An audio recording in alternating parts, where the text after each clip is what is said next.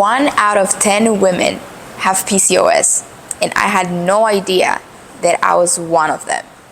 Here's how I found out and what I did to fix it.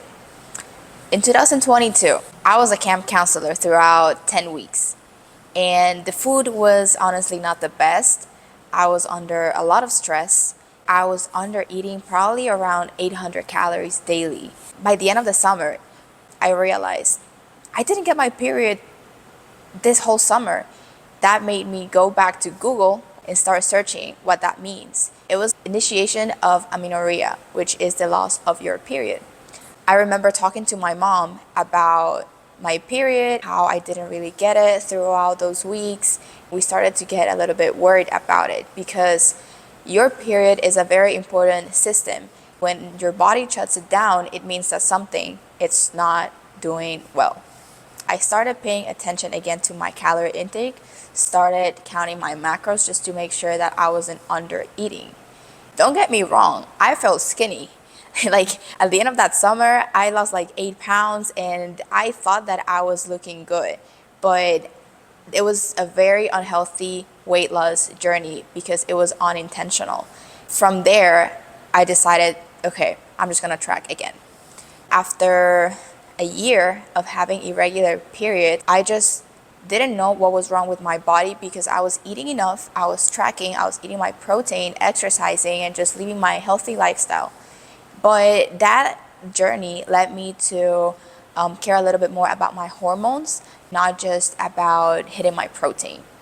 So a year after, I went to the doctor, got a hormonal checkup. I also got a pelvic and abdominal ultrasound. Everything looked fine. But then 2 years after, 2024, December, I knew that something was off. Little did I know, I was one of those girls with PCOS. I was not familiar with it. I had no idea that this was going on in my body. PCOS is polycystic ovary syndrome. They're just little tiny cysts on your ovaries that can later cause different issues on the woman's body. It also leads to some facial hair or more hair in general. Some women have a deep voice. You can also struggle with fat loss or you can gain weight easily. I started to put all these dots together. I was like, okay, it makes sense. I've been seeing this, that, and that. But the main thing, it's irregular periods. I was not being consistent. I was 1 month seeing it, 2 months I was not seeing it.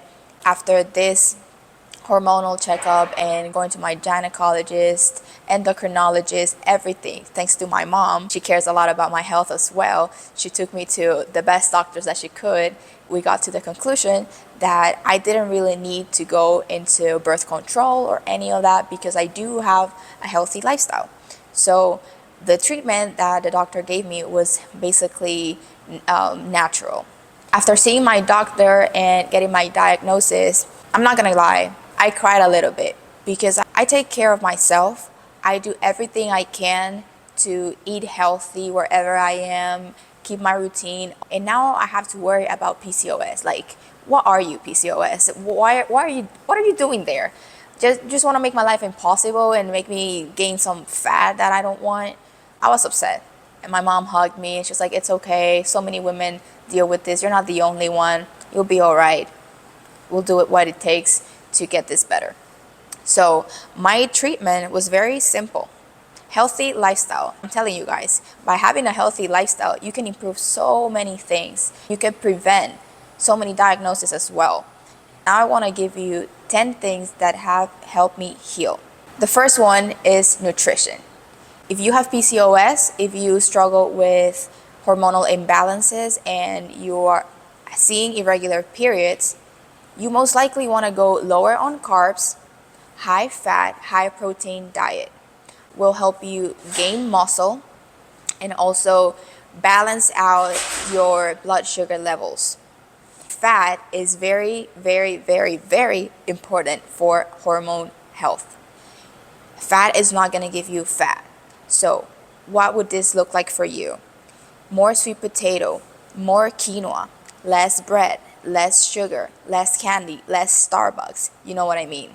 More protein, ground turkey, chicken, ground beef, eggs, for fats, avocados, olive oil, peanuts, peanut butter.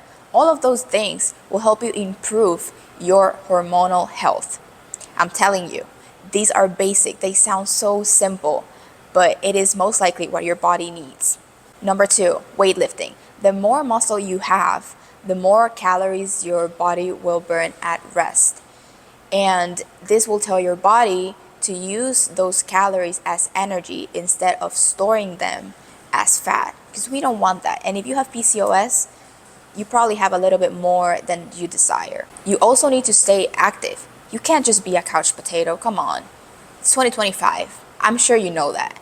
Go on walks, hit your 10K steps, but don't forget that weightlifting will be your best friend. Number 3, supplements. I know you might want to talk to your doctor first, but for the most part, omega-3, vitamin D3, DIM, berberine, and inositol myodicuro. My Dominican accent came there. I don't know if I said that right, but those are the supplements that will really help you to balance those hormones, mainly estrogen, testosterone, progesterone. Number 4, this one, it's a little challenging. It's managing your stress level. If somebody stresses you out, block them. I'm kidding. You might not need to do that, but set some boundaries. Don't use your phone 2 to 1 hour before going to bed. Don't use your phone as soon as you open your eyes in the morning. Put yourself in an environment that supports your mental health and try to not overwhelm yourself for anything. The more stressed you are, increases your cortisol levels. And increased cortisol levels means storing belly fat. You don't want that. You go to the beach, you go to the pool, and you're trying to hide. If you have PCOS, it already makes it harder for your body to lose fat. So come on, help it out and manage your stress levels. Number 5, sleep. 7 to 9 hours and minimize your screen time. Don't be using your phone right before going to bed or as soon as you open your eyes. If your body doesn't recover, you're not going to be able to function. You're not going to work out. If you go to bed late, you're probably binge eating as well. So everything is connected. Number 6, consistent daily routine. If you do the same things daily, you're able to build better habits. You build confidence on your workouts, your nutrition, your bedtime, because you're doing it over and over, and it reduces your cortisol levels, which helps you to eliminate that fat that you don't want. Number 7, tracking your period. Not sponsored, but I like using Flow. You want to know when was the last time you got your period? In what phase are you? How many weeks you have without seeing your period? This is very important for you, and if you go to your doctor, they will most likely ask you about this question, so you need that data. Number 8, hormonal blood work. Your blood carries all the data. Be proactive, not reactive. Make sure you're getting regular checkups. Pay attention to these hormones: estrogen, progesterone, testosterone, FSH, LH, insulin, and cortisol. Number 9, pelvic and abdominal ultrasound. This helps you confirm any diagnosis. And finally, number 10, listen to your body. Just be aware of what's going on. Your period, your mood, if you have any weird facial hair, if your voice sounds different, anything that's not normal, take note of it. Your period is basically like your body's report card. If you're not seeing it, it's because it wants to give you a notification of, hey Luisa, something's wrong. You're not feeding me right. You are very stressed and I'm not liking this. So you know what? I'm just gonna shut down this system so that you can breathe and make sure that your heart can beat. Because all of those are also systems, but we need them more than our period. But that does not mean that your period is not necessary. Be patient with yourself. Healing takes time. You can't expect your body to respond in a week or 2 months. But if you do these things, I promise that your health will improve. I know I might not be a medical doctor.